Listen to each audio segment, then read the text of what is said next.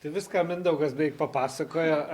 Aš irgi noriu tikrai padėkoti ir pasidžiaugti už tikrai konstruktyvų pašnekesį ir labai džiaugiuosi dėl tų dalykų, dėl kurių jau esu minėjęs, nebesinori čia kartotis, kad atėjom su siūlymais dėl šeimos politikos, dėl vaiko auginimo išmokų, lubų, pensijų, Mindaugas sufleruoja. Tikrai aptarėm daug tokių socialinės politikos klausimų, kalbėjom apie saugumo dedamąsias, oro gynybą, priedangas ir panašius dalykus, investavimą į tai. Ir aišku, kalbėjom apie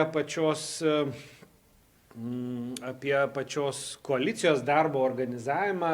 Čia kas gal nebuvo paminėta, tai turbūt per tą praėjusį dabar etapą buvo tokių nusiskundimų, kad per mažai yra gal deramasi. Tai va čia vienas iš tokių reikalavimų, dėl kurio yra sutarta, aptarta, kad tai bus labai reguliarūs susitikimai, apsitarimai, kad paskui nebūtų kažkokių priekaištų, kad kažkas kažko nežinojo ir panašiai. Tai tokių darbinių dalykų aptarėm. O dėl ministerijų, dėl atstovavimo sričių, dėl mūsų čia turbūt yra mažiausiai kažkokių klausimų ar abejonių, niekas čia labai nepasikeitė. Tai rytoj susitinka kolegos dirbti techniniu lygiu ir pabaigti sudėlioti koalicinę sutartį, šlifuoti galutinai ten mūsų susitarimus, ką mes paskui galėsim jau nešti savo valdymo organus, tai yra mūsų atveju valdyba, paskui taryba ir tada jau priims sprendimus. Dėl tų reguliarių susitikimų, tai čia koalicinės tarybos numatyti kažkokie etapai, kas...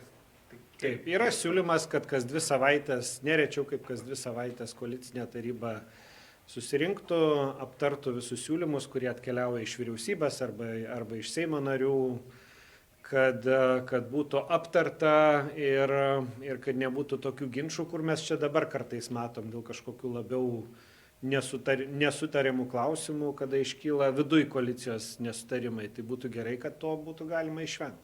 Mes šiandien kelis kartus, kai su jumis kalbėjome, sakėt status quo išlaikyti. Status quo panašu ir pavyko išlaikyti. Tai patenkintas turbūt rezultatas. Taip, aš pirmiausiai tai esu, sakau, labai patenkintas. Tai tas siūlymas išlaikyti status quo, jisai buvo nuo pat pradžių.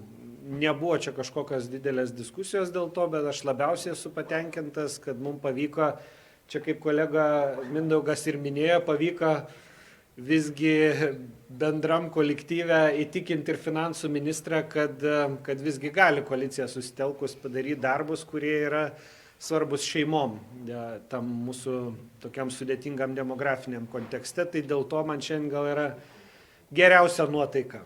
O kaip dėl tos Kinijos? Užsiminėt, kad demokratai norėjo keisti formuluotę, kuri jums nelabai tinkama iš pradžių pasirodė, dabar kaip jinai atrodo?